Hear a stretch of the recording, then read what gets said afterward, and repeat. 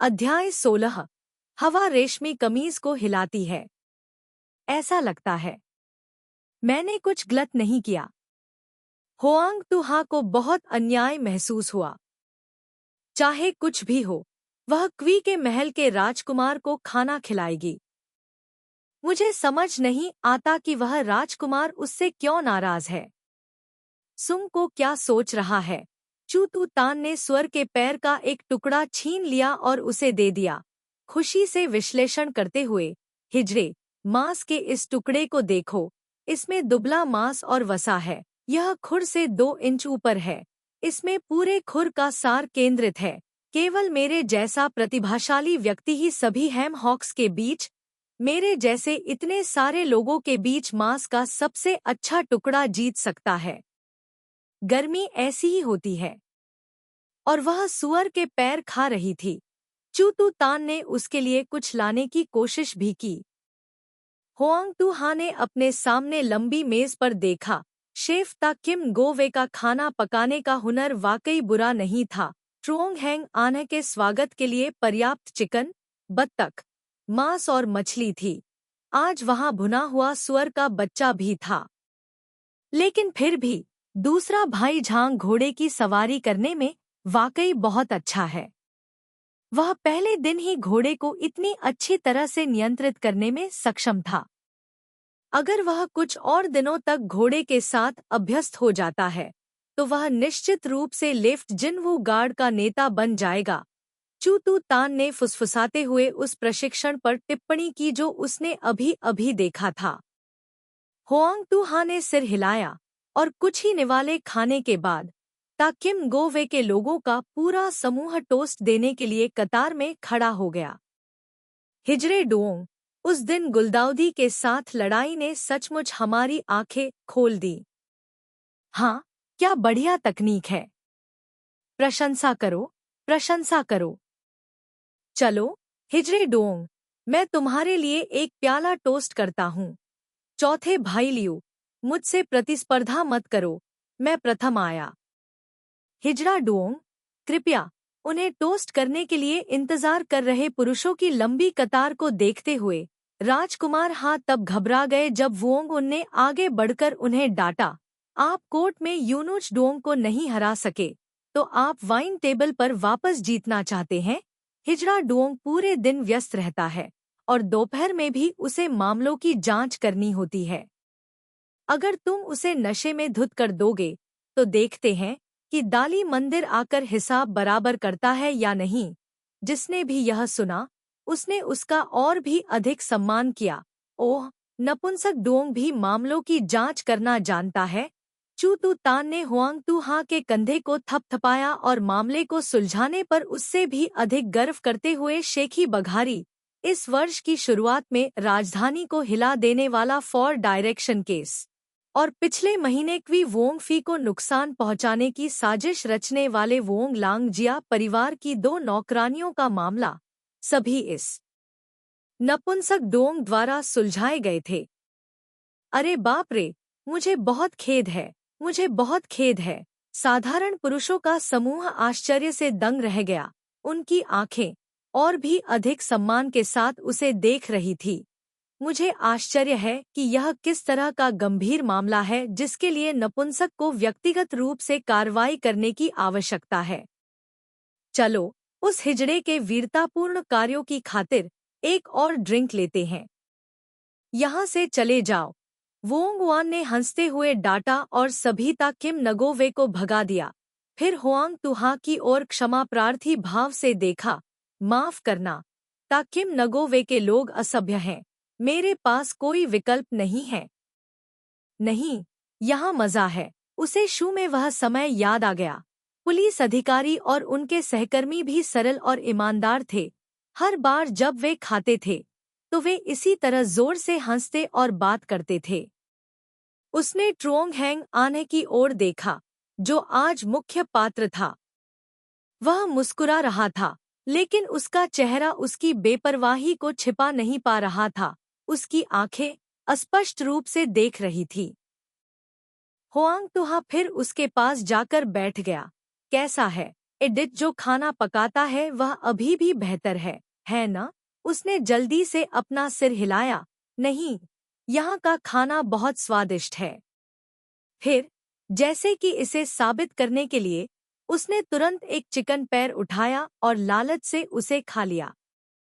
होआंग टूहा ने भी अनजान होने का नाटक किया, कटोरा उठाया और वसायुक्त हैम खाया, जबकि क्वी वोंग की हवेली में भोजन की याद आ रही थी। क्वी वोंग का भोजन हल्का और गर्मियों के लिए बहुत उपयुक्त था। दाई चाम लू भी गर्म दिन पर ठंडी हवा का आनंद लेने के लिए बहुत उपयुक्त था। खिड़कियां चारों तरफ से खुली हुई थीं।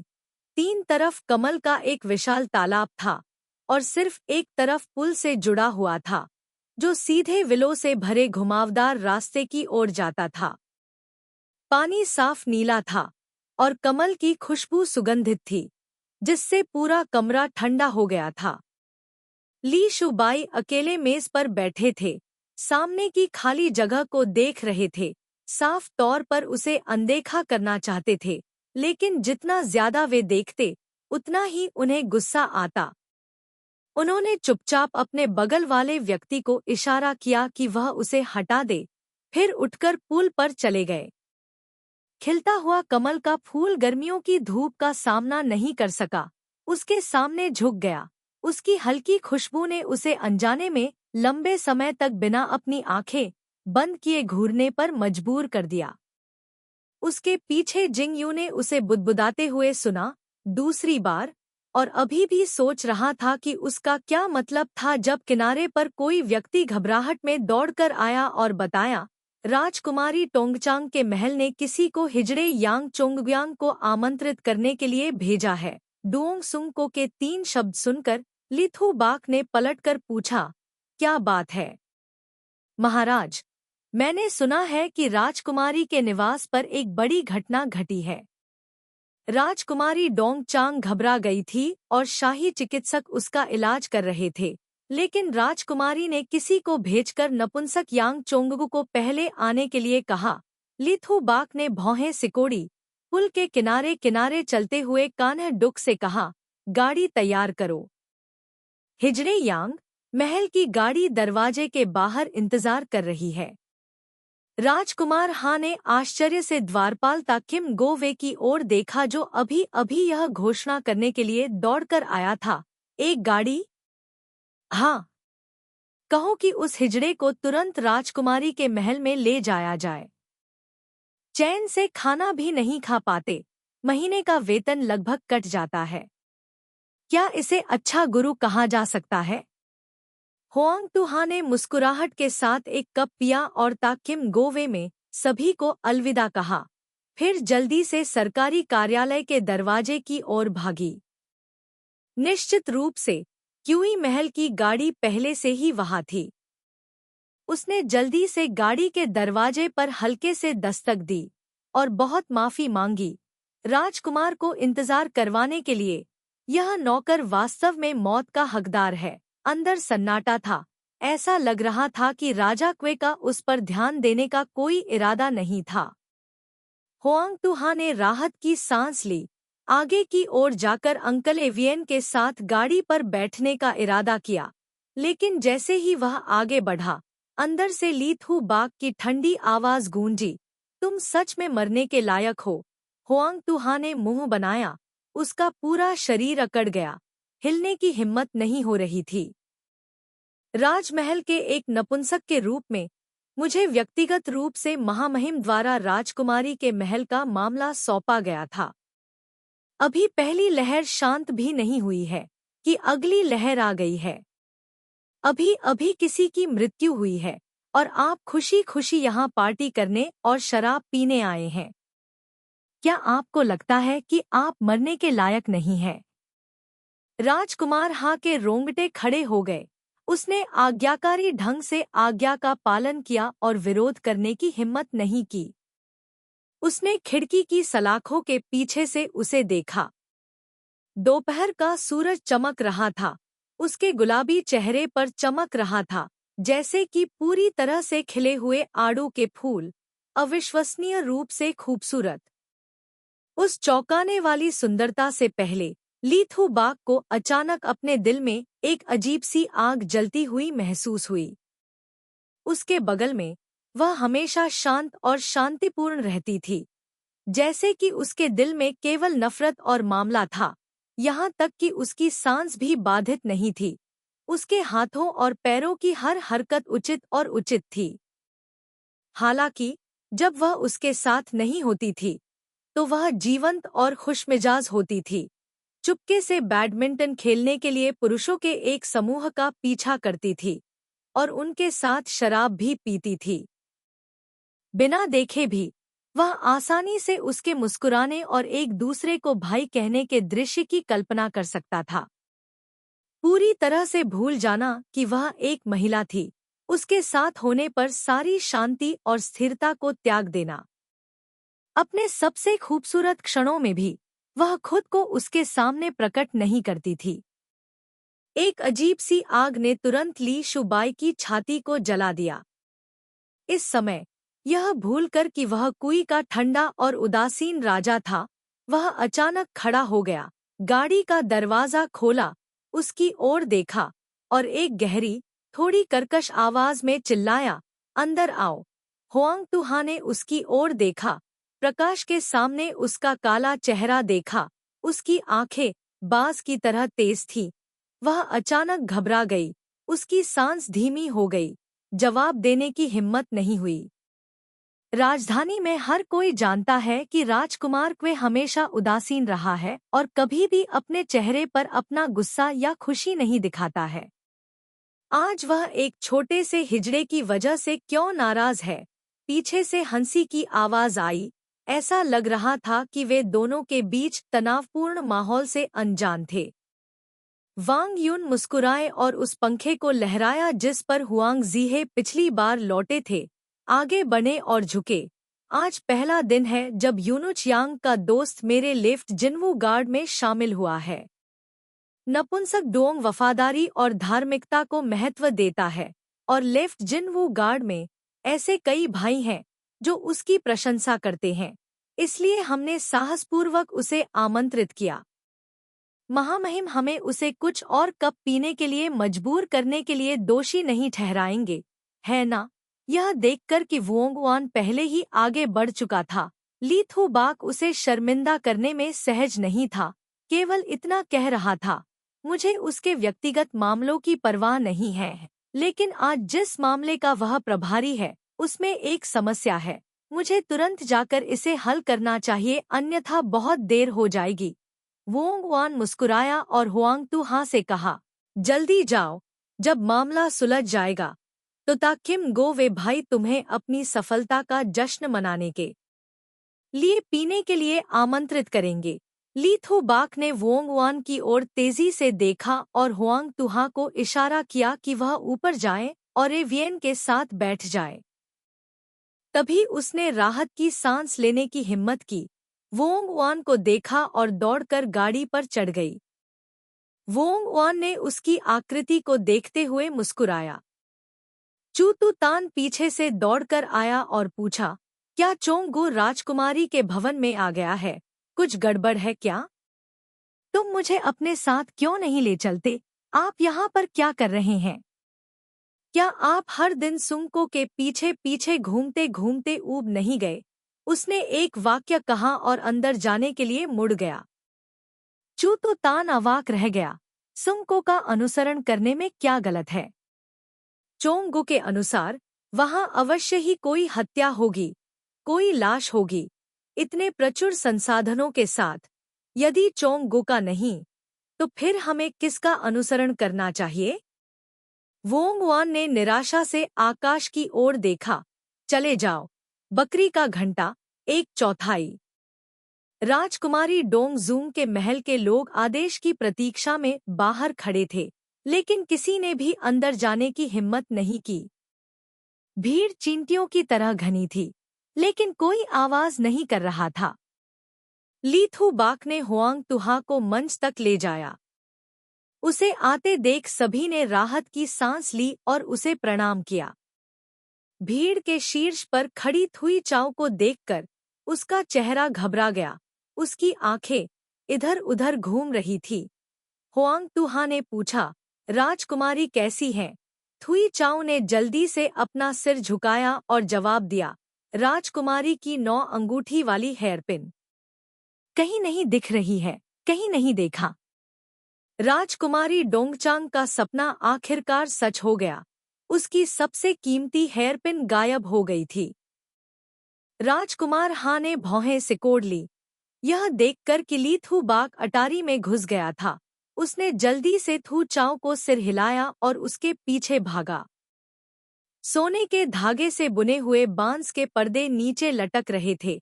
अटारी के अंदर थोड़ा अंधेरा था। मंद रोशनी वाले कमरे में उन्होंने राजकुमारी डोंगचांग को बिस्तर पर झुकते हुए देखा और उनके बगल में उपपत्नी गो बैठी हुई उन्हें पंखा झल रही थी। राजकुमारी डोंगचांग ने एक सफेद रेशमी पोशाक पहनी हुई थी। उसके लंबे काले बाल बिस्तर पर फैली काली रेशमी चादर की तरह खुले हुए थे। सफेद इतना सफेद था, काला इतना काला था। उसकी बीमारी ने राजकुमारी के चेहरे को और भी अधिक नाजुक और अडिग बना दिया था, जो पहले से भी अधिक दिल तोड़ने वाला लग रहा था। हालांकि उसके सामने बैठे व्यक्ति को देखते हुए होआंग तुहा ने अचानक अपनी छाती को कसने का अनुभव किया। अचानक समझ गया कि राजकुमारी इतनी आकर्षक क्यों थी। वो तुयेन। अंदर की रोशनी केवल मन थी, लेकिन यह उसकी पवित्रता को छिपा नहीं सकती थी। वो तुयेन राजकुमारी डोंगजूंग के सामने सीधा बैठा था। उसका आसन सीधा और इत्मीनान से था। उनका आचरण उत्तम था। उनका रूप रंग सुंदर था, जिसमें एक हल्की ठंडी आभा थी, जैसे ढलते हुए अर्धचंद्र की चांदनी। वह राजकुमारी टोंगचांग को संस्कारों की पुस्तक पर व्याख्यान दे रहे थे। अतीत में शून्य दक्षिण हवा का गीत गाने के लिए 5 तारों वाला जीथर बनाया था। उस समय जीथर में 5 स्वर थे, गोंग, शांग, ज्योक, झुई और यू। 5 तार राजा, अधिकारी, लोगों, मामलों और वस्तुओं का प्रतिनिधित्व करते थे। बाद में झो के राजा वेन और झो के राजा वू ने प्रत्येक ने एक तार जोड़ा, जिससे 7 तारों वाला जीथर बना। उनकी आवाज स्पष्ट और कोमल थी, जैसे कि टूटी हुई जेड़ पतली बर्फ से टकरा रही हो। इस तरह के गर्म गर्मी के दिन ऐसा लग रहा था कि यह गर्मी को दूर करने में सक्षम है। न केवल राजकुमारी डोंगजूंग, बल्कि कंसोर क्वच ने भी अपना पंखा नीचे रखा और ध्यान से सुनने लगी। ली थू बाग दरवाजे पर खड़ी होकर वुतुयेन को देख रही थी। काफी देर बाद वह होआंग तुहा की ओर देखने के लिए मुड़ा। उसे सिर झुकाए बिना किसी भाव के शांति से खड़े देखकर उसने राहत महसूस की और अपना गला साफ किया। राजकुमारी डोंगजूंग ने उसे देखा और सीधे बैठ गई, अपना सिर झुकाया और सलाम किया। चौथे शाही चाचा। वुतुयेन बिना कुछ बोले उठकर एक तरफ हट गया। राजकुमारी की तबीयत ठीक नहीं है, औपचारिकताओं की कोई जरूरत नहीं है, ली शुबाई ने डोंगजुआंग से कहा। उपपत्नी क्वैक ने भी अपनी बेटी के कंधे को सहारा देते हुए कहा, राजकुमार फिएनक्वी व्यक्तिगत रूप से इस तरह से मिलने आए, डोंगजूंग वास्तव में भाग्यशाली है। राजकुमारी सोंग डोंगजुओंग ने केवल राजकुमार हा को देखा। हिजड़ा डोंग, मेरा 9 अंगूठी वाला हेयरपिन चला गया है। आप क्या कहते हैं कि हमें क्या करना चाहिए? जाहिर है वह अभी भी डरी हुई थी, अपनी छाती को पकड़े हुए और भारी सांसें लेते हुए। उसकी आंखें घबराहट से भरी हुई थी। होआंग तुहा ने जल्दी से पूछा, मुझे आश्चर्य है कि 9 अंगूठी वाला हेयरपिन कैसे खो गया। क्या महाराज मुझे विस्तार से बता सकते हैं? आखिरकार उपपत्नी क्वैक एक उपपत्नी थी। राजकुमार के साथ एक ही कमरे में रहना असुविधाजनक था, इसलिए उसने आह भरी और वुतुयेन को नीचे उतरने का संकेत दिया। वुतुयेन ने चुपचाप किताब बंद कर दी और क्वच थुकफी के पीछे पीछे बाहर चली गई। ली थू बाग उसके पास बैठ गया। उसने आराम से बेडसाइड टेबल पर रखी चूले की किताब खोली और उदासीनता से राजकुमारी डोंगजूंग की कहानी सुनने लगा। चूले की किताब के बगल में 2 इंच लंबा एक छोटा चीनी मिट्टी का कुत्ता रखा था। राजकुमारी के महल में सभी सामान खूबसूरती से गढ़े गए थे, लेकिन यह कुत्ता अन्य सोने और चांदी के गहनों से अलग था। लगभग आधे हथेली के आकार का, बहुत प्यारा, स्पष्ट रूप से सड़क से खरीदा गया, लेकिन बहुत नाजुक। ली शुबाई ने राजकुमारी टोंग चांग की कहानी सुनते हुए कुत्ते को देखा। कुछ दिन पहले मुझे वह सपना आया था। कल हिजड़े ने कहा कि वह इस मामले पर ध्यान देगा, इसलिए हिजड़े के जाने के बाद मैंने नौकरानियों को 9 अंगूठी वाला हेयरपिन दिया। उन्हें इसे अच्छी तरह से देखभाल करने के लिए कहा। केवल कुछ वाक्यों के बाद राजकुमारी टोंग चांग का दिल तेजी से धड़कने लगा। वह सांस नहीं ले पा रही थी। वह बिस्तर पर झुक गई, सांस लेने के लिए हांफ रही थी, अपनी छाती को पकड़े हुए बोलने में असमर्थ थी। हुआंग जीहे ने जल्दी से उसकी पीठ थपथपाई, फिर मुड़कर चिल्लाया, कोई। तभी थुई चाऊ और लेक बोई तथा डोंग जुओंग की सेवा करने वाली कई नौकरानियां दौड़कर आईं और राजकुमारी को शांत होने में मदद की। थुई चाऊ ने अपनी कमीज से एक छोटी बोतल निकाली, राजकुमारी को पीने के लिए एक गोली डाली, फिर लगातार उसकी पीठ पर हाथ फेरा, डोंग जुओंग के शांत होने का इंतजार किया और फिर राहत की सांस लेने की हिम्मत की। थुई चाऊ का माथा पसीने से लथपथ था, लेकिन उसने इसे पोंछने की जहमत नहीं उठाई। इसके बजाय वह तुरंत उठ खड़ी हुई और चाय डालकर उसे ले आई। राजकुमार हा को थुई चाऊ को देखते हुए देखकर राजकुमारी डोंगजूंग ने कमजोरी से उसकी ओर इशारा किया और फुसफुसाया, हिजड़े, देखो, वेई शी मिन मर चुकी है। हमारे आस-पास के सभी लोगों में से केवल वह ही सबसे ज्यादा चौकस है। यह अफसोस की बात है कि उसकी शादी होने वाली है। भविष्य में ऐसा और कौन हो सकता है? थुई चाऊ ने यह सुना और तुरंत घुटनों के बल बैठ गया और कहा, यदि राजकुमारी सिर्फ एक शब्द कह दे, तो थुई चाऊ बुढ़ापे तक राजकुमारी की सेवा करने को तैयार है, कभी उसका साथ नहीं छोड़ेगा। अरे, मुझे तो यह भी नहीं पता कि मैं कितने दिन तक जीवित रह पाऊंगा। ऐसा कहकर वह पीछे मुड़ी और ली थू बाक और हुआंग तू हा की ओर देखा और उदास होकर मुस्कुराई, चौथे अंकल, मुझे लैक बोई को आप दोनों को जांच के लिए ले जाने देना होगा। मैं बहुत थक गई हूँ। राजकुमारी, कृपया आराम करो। तुम्हें यह बीमारी बचपन से ही है। तुम्हें ज्यादा नहीं सोचना चाहिए, ली थू बाक ने उत्तर दिया। थुई चाऊ राजकुमारी के बिस्तर के सामने घुटनों के बल बैठी, बिस्तर के पास की दराज से चाबी निकाली और उसे लैक बोई को दे दिया, फिर घुटनों के बल रेंगते हुए राजकुमारी के पास पहुंची, राजकुमारी का पसीना पोंछने के लिए तौलिया लिया। होआंग तुहा लैक बोई के पीछे पीछे बाहर आया और पूछा, ट्राम को लोन कहा गया? हाँ, यह गोदाम में है, लैक बोई ने जवाब दिया, फिर उन्हें बगल के एक घर में ले गया। दरवाजा बंद था। 2 हिजड़े दरवाजे पर पहरा दे रहे थे।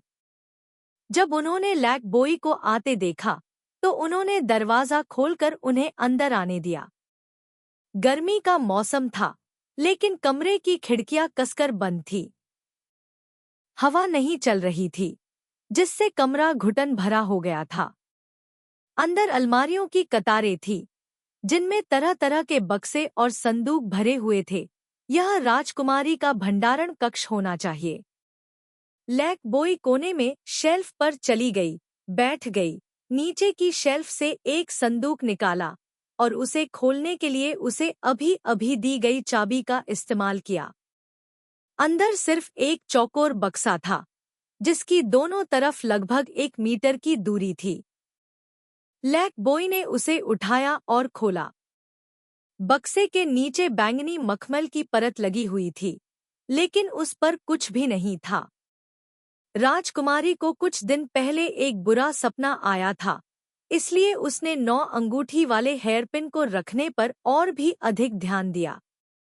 इसे नपुंसक डोंग को दिखाने के बाद राजकुमारी ने व्यक्तिगत रूप से इसे इस बक्से में रखा, फिर नौकरों को बक्से को संदूक में रखते हुए देखा, इसे बंद किया, चाबी को बेडसाइड टेबल में रखा, फिर नौकरों को संदूक को गोदाम में ले जाने का आदेश दिया। इस बारे में बोलते हुए लैक बोई अभी भी डरा हुआ और चिंतित था। स्पष्ट रूप से हम बहुत सावधान थे। इस संदूक को भी 4 लोग उठाकर ले जा रहे थे। इस नौकर थुई चाउ, ट्रुई नोक, खुइन बिच को लगा कि यह निचला कोना सबसे अच्छा था, इसलिए हमने इसे वहां रख दिया। सब कुछ व्यवस्थित होने के बाद नौकर वापस चले गए। नतीजतन आज सुबह राजकुमारी को बेचैनी महसूस हुई, इसलिए उसने चाबी निकालकर नौकरों को दे दी और 9 अंगूठी वाला हेयरपिन लाने का आदेश दिया। नौकर और थुई चाउ ट्रुइन गोक यहाँ आए। थुई चाउ ने संदूक खोला और देखने के लिए बक्सा निकाला। वह तुरंत डर से चीख पड़ी। पता चला कि अंदर खाली था। होआंग तुहा और ली थू बाक ने ध्यान से सुना और विचार किया। गार्ड तुरंत दौड़े। नौकरों और वैन मंडप में सभी की तलाशी ली गई। फिर उन्होंने बगल के घर, मंडप और हवेली में सभी के घरों की तलाशी ली, लेकिन हेयरपिन कहीं नहीं मिला, जैसे कि इसे कंसोर्ट फान ने छीन लिया हो। लेक बोई स्पष्ट रूप से भयभीत था। क्या यह बहुत अजीब नहीं है? 9 ऋण हेयरपिन बिल्कुल भी छोटा नहीं है। इतना बड़ा हेयरपिन, बक्सों की एक परत और संदूकों की एक परत से अलग, कौन इसे चुपके से ले जा सकता था? हुआंग जीहे और ली शुबाई ने एक दूसरे को देखा। दोनों ने एक दूसरे की आंखों में एक ही विचार पड़े। यह घटना उस अजीब ताबीज से बहुत मिलती जुलती थी। यह जू झो का ताबीज था, जिसे भी 2 परतों के कड़े ताले में रखा गया था। क्या यह हो सकता है कि वास्तव में दूर से कई परतों के संदूकों और बक्सों के माध्यम से कुछ पाने का कोई तरीका था? लैक बोई ने दोनों लोगों की निगाहों को नजरअंदाज करते हुए डरते हुए कहा। खबर सुनते ही राजकुमारी बीमार पड़ गई। महाराज यह भी जानते हैं, राजकुमारी बचपन से ही डर सहन नहीं कर पाती है। उसे न तो बहुत अधिक खुश होना चाहिए और न ही बहुत अधिक क्रोधित होना चाहिए, अन्यथा उसे दिल का दौरा पड़ जाएगा। पिछली बार जब वेई शी मिन की मृत्यु हुई थी, राजकुमारी पहले से ही बुरे मूड में थी और उसके ऊपर राजकुमार पति घायल हो गया था। राजकुमारी बहुत डरी हुई थी और कल रात उसने यहाँ तक कि उसने यह भी सुना।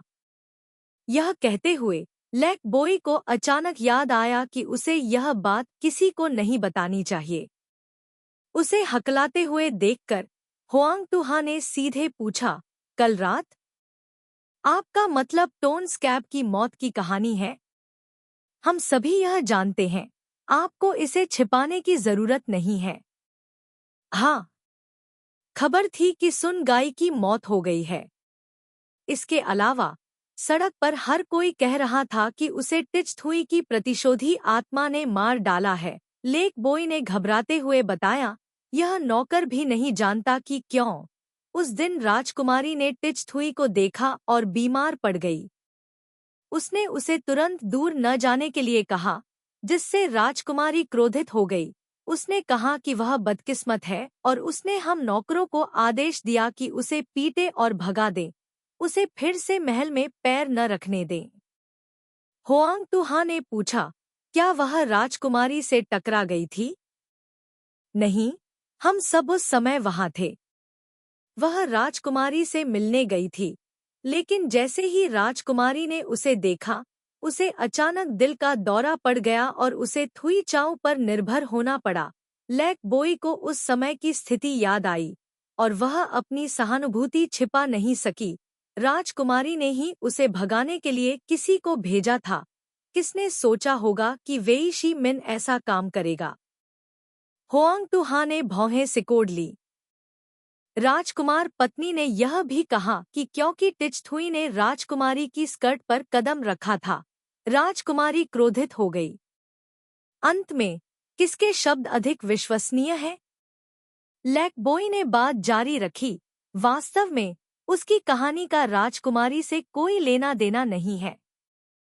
लेकिन वैसे भी उससे संबंधित 2 लोग अज्ञात कारणों से मर गए और अफवाहें थी कि यह स्वर्ग से सजा थी, और कुछ लोगों ने कहा कि उसका भूत उसकी जान मांग रहा था।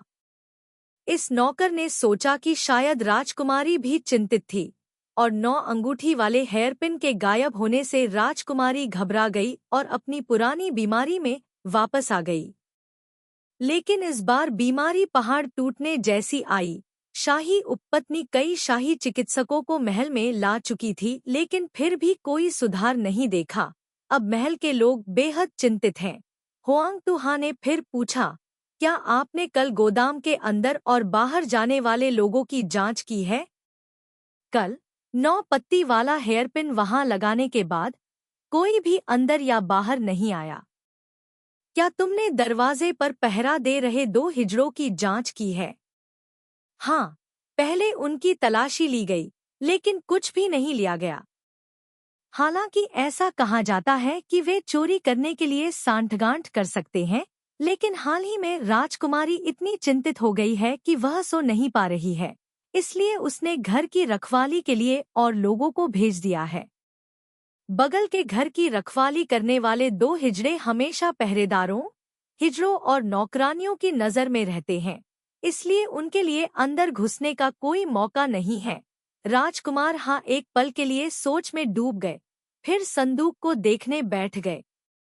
यह साधारण लोंगन की लकड़ी से बना एक संदूक था, जिसके बाहर लाल रंग से रंगा गया था और काले रंग से शुभ पैटर्न चित्रित किए गए थे। अंदर ठोस लकड़ी थी। उसने हर कोने को खटखटाया, लेकिन कुछ भी असामान्य नहीं मिला।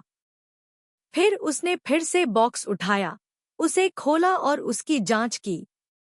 यह बक्सा चंदन की लकड़ी से बना है, जिस पर बहुत ही सुंदर नक्काशी की गई है और इस पर मौसमी फूल और घास उकेरी गई है। पहली नजर में ही पता चल जाता है कि अंदर रखी वस्तु कोई साधारण वस्तु नहीं है। अंदर और बाहर ध्यान से देखने पर उसे कुछ भी अजीब नहीं लगा। चाबी का क्या हुआ? राजकुमारी इसे हमेशा अपने साथ रखती है? हाँ, हमेशा राजकुमारी की बेडसाइड टेबल पर। राजकुमारी पिछले कुछ दिनों से ठीक से सो नहीं पाई है, इसलिए हम नौकरों को उसकी सेवा करने के लिए महल के बाहर इंतजार करना पड़ता है। आधी रात से लेकर सुबह तक हमेशा कई लोग उसकी निगरानी करते रहते हैं। यदि कोई राजकुमारी के कमरे में प्रवेश करता है या बाहर निकलता है, तो उसे हम नौकरों से होकर गुजरना होगा। खिड़की के बाहर क्या है? होआंग तुहा ने फिर पूछा। देखो हिजड़े, वैन एक ऊंचे मंच पर है। राजकुमारी के कमरे और गोदाम की खिड़कियां कई मीटर ऊंची हैं। कौन ऊंचे मंच पर चढ़ सकता है? खिड़की से चढ़कर चोरी कर सकता है? यह सुनकर राजकुमार तुरंत खिड़की के पास गया, उसे खोला और बाहर देखा। ऊंचे मंच पर खड़े होकर राजकुमारी का पूरा महल नजर आ रहा था और दूर से विनगिया वार्ड का आधा हिस्सा भी दिखाई दे रहा था। नीचे गुलाबी अल्पाइन फूलों का एक समुद्र था, कुछ गहरे, कुछ हल्के, परत दर परत, लहरों की तरह लहराते हुए, और वैन पेवेलियन गुलाबी लहरों के बीच एक परी पर्वत की तरह उभर रहा था, ऊंचा और बादलों को छूता हुआ, राजसी और शानदार। एकमात्र प्रवेश द्वार बाहर की घुमावदार सीढ़ियां थीं, जो अक्षर Z के आकार के ऊंचे मंच तक जाती थी। ली शोबाई ने पूछा, डोंगजूंग बचपन से ही कमजोर रहा है, वह इतने ऊंचे मंच पर क्यों है? क्या ऊपर जाना थकाऊ नहीं है, महाराज? राजकुमारी को गर्मी से डर लगता है और ठंड से भी। यहाँ गर्मियों में हवा तेज चलती है और सर्दियों में हमेशा धूप रहती है। इसके अलावा यह जमीन से बहुत दूर है, इसलिए यहाँ नमी कम होती है। शाही चिकित्सक को लगता है कि यह राजकुमारी के स्वास्थ्य के लिए अच्छा है। यदि राजकुमारी थक गई हो तो वह पालकी में सवार हो सकती है। राजकुमार हा ने सिर हिलाकर लैक बोई को सब कुछ पहले जैसा करने का संकेत दिया। फिर वे तीनों बाहर चले गए। लीथू बाक वैन मंडप के सामने खाली यार्ड में खड़े होकर नीचे देख रहे थे, जबकि राजकुमार हा राजकुमारी डोंग जूंग से मिलने गए थे। अप्रत्याशित रूप से जब मैं अंदर गया तो मैंने देखा कि वह पहले से ही बिस्तर पर सो रही थी। मोटे रेशमी पर्दों पर सोने और चांदी के धागों से बुनी गई इच्छापूर्ति वाली गांठें लटकी हुई थी। हाथीदांत की चटाई के चारों कोनों पर फीथीन नाक्या की छवि के साथ नक्काशीदार हेतियन जेड से बने 4 चटाई स्टॉपर रखे गए थे। प्राचीन समय में चटाई के किनारों को मुड़ने से रोकने के लिए चटाई स्टॉपर का उपयोग किया जाता था और इससे बुरी आत्माओं को दूर रखने का भी प्रभाव पड़ता था। फीथीन नाक्या संगीत देवता कैन थाटबा और गायन देवता किन्नाला का एक संयोजन है, जो बौद्ध धर्म में 8 गैर मानव प्रजातियों मानव नहीं में से 2 हैं, जिन्हें सामूहिक रूप से थिएन लॉन्ग बैट बो के रूप में जाना जाता है। 8 गैर मानव प्रजातियां हैं: देवदूत, ड्रैगन, यक्ष, गंधर्व, असुर, गरुड़, किन्नर और महाराग। इन 8 प्रजातियों का नेतृत्व एंजल्स और ड्रैगन करते हैं, इसलिए उन्हें थिएन लॉन्ग बैट बो कहा जाता है। उस शानदार महल के बीच में एक महिला बैठी थी। उसका चेहरा पीला पड़ गया था, उसकी सांसें कमजोर हो रही थी।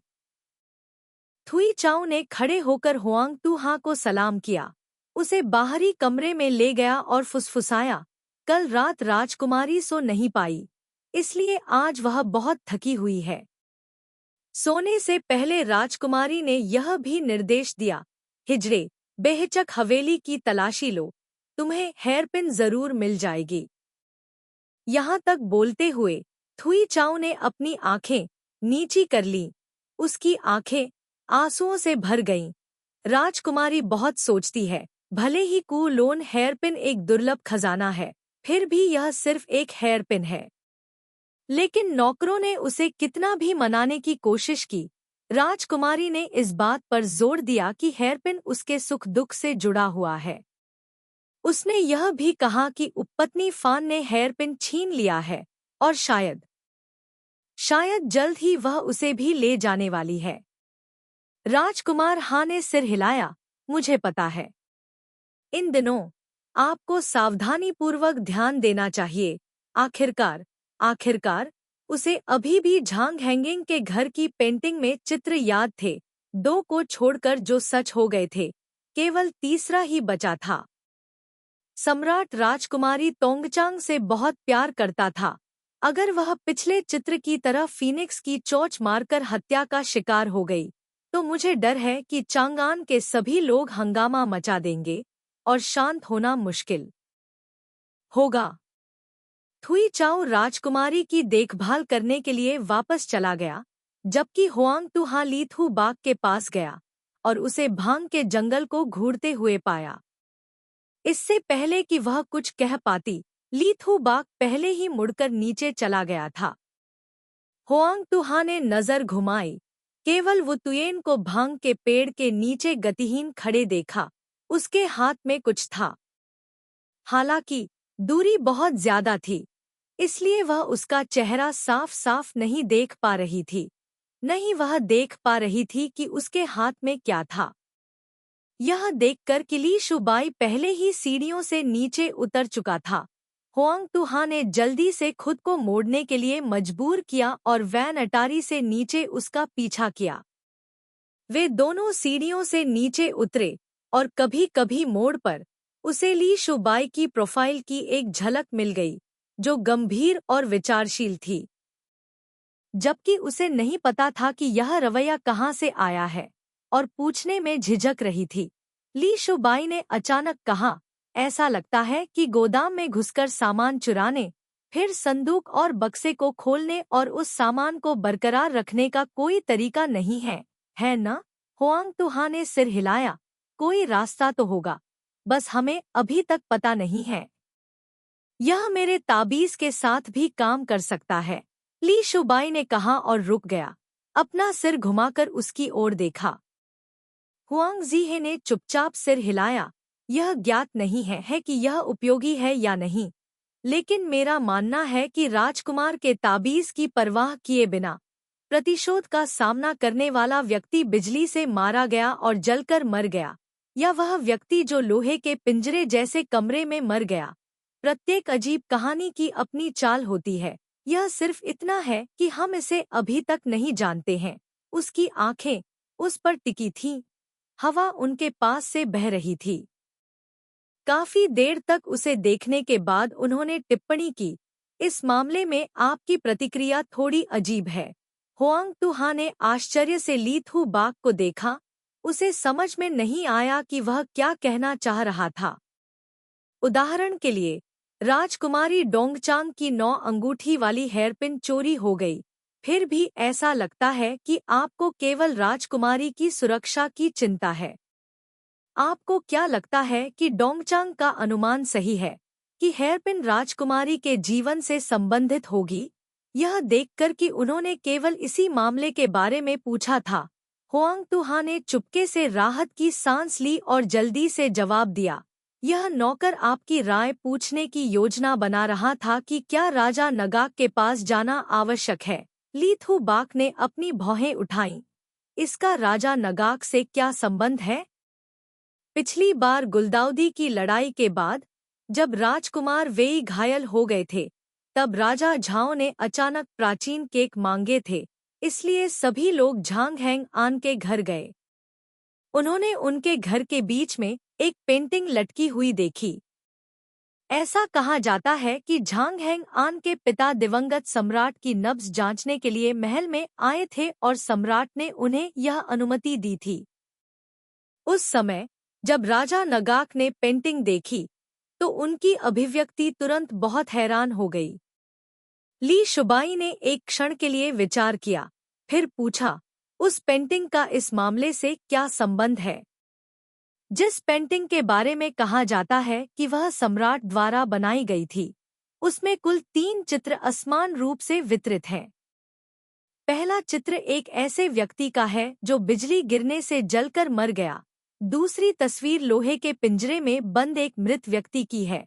तीसरी तस्वीर में एक आदमी को आसमान से झपट्टा मारते हुए एक बड़े पक्षी ने मार डाला है।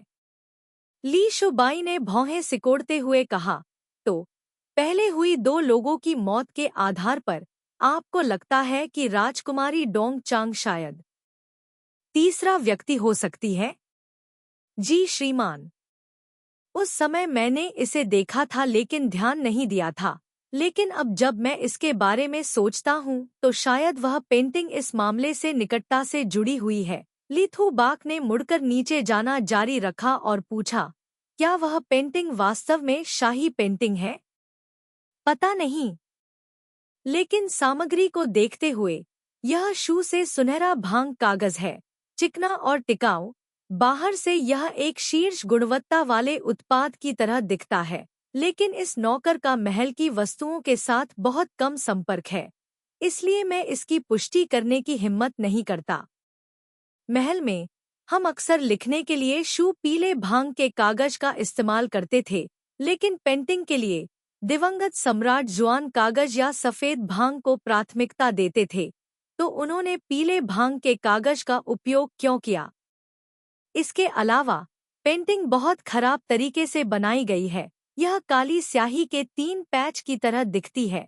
कौन जानता है कि इसे किसने बनाया है? इसके अलावा ऐसा लगता है कि जिस व्यक्ति ने इसे बनाया है, वह बस कुछ बेतरतीब ढंग से लिख रहा था।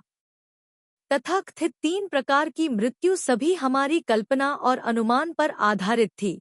आप अपना काम करें, मैं दामाद के घर जाऊंगा और दाली मंदिर से किसी को बुलाकर वह पेंटिंग ले आने को कहूंगा और देखूंगा कि क्या यह सम्राट की लिखावट है। डोन लथू बाक ने मुड़कर देखा और जाने ही वाला था। अचानक उसके कान के पास ओरियोल्स की चहचहाहट सुनाई दी। उनकी मधुर और मधुर आवाजें मोतियों और जेड़ की तरह थी।